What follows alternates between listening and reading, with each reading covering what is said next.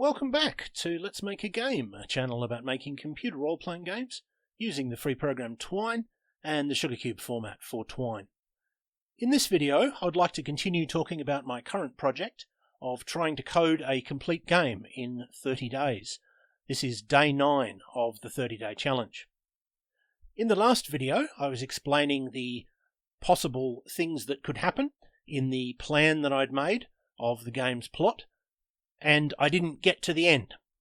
So I'd like to finish doing that in this video, and then I'll talk about the next stage of planning the game.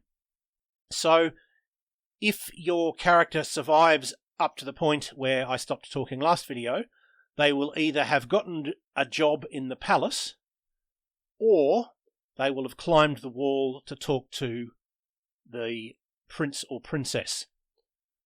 I'll deal with the first one first. If you have a job in the palace, you are serving at a banquet, and the astronomer is explaining how the stars are points fixed on a huge glass dome which surrounds the world. If you're a scientist, you can't resist correcting them. Everyone else gets a willpower save. If you do speak up, you make an enemy of the astronomer. You might remember that the scientist, one of their characteristics, the disadvantageous characteristic, is you find it difficult to keep your mouth shut. So this is the place where that can happen. So you may not get to that phase because you may never have a job in the palace, but either way you will go to this one where you see your true love in the garden, and the choice that you have will be what to talk to them about, which are you being from another planet, your love for them, or the city. I won't go through every possible thing that will happen, but how they respond depends on which choice you make and on other things that may or may not have happened throughout the game. So if you choose to talk about being from another planet, they believe you and direct you to the astronomer, which might be a bad thing because you may have made an enemy of them. And if that is the case, they try to trick you and you can die. If you survive that, you realize that actually you don't want to leave the planet because you want to stay with your true love, and you go to the end, which is just that you have won the game. Your love loves you back and you end up getting married. Another possibility is that you may have spoken up at the banquet and they recognize your bravery and love you back. Otherwise, you have another set of choices because they say, well, how can they love you on sight? You've never done anything brave, and there's various things that you can talk about which may result either in them returning your love or calling the guards and having you killed. Or the third possibility is that you can talk about the city and essentially say, look, everyone's oppressed. Why do you live behind high walls in a perfumed garden when everyone else is having such a horrible time?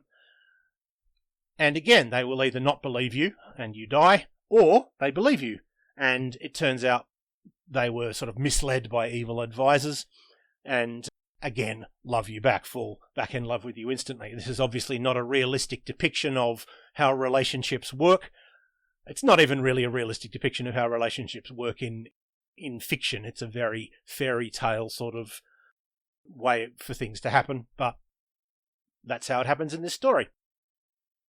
So, in short, you will either end up dead and losing the game, of course, or you will end up that they love you back and you win the game. So what do we do next? Well, I've got this note keywords here, but we'll skip that for now. I'll speak about that in another video. So what we do now we've got this plan of the game, well, we can't play a plan. You have to turn that into actual paragraphs.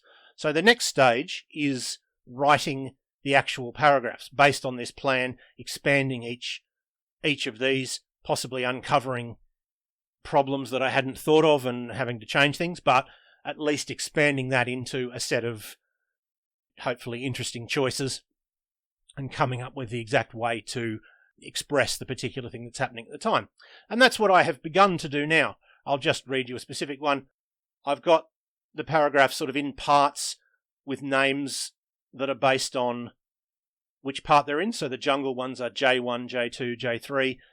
The one to do with the ape-like creatures is A1, A2, A3.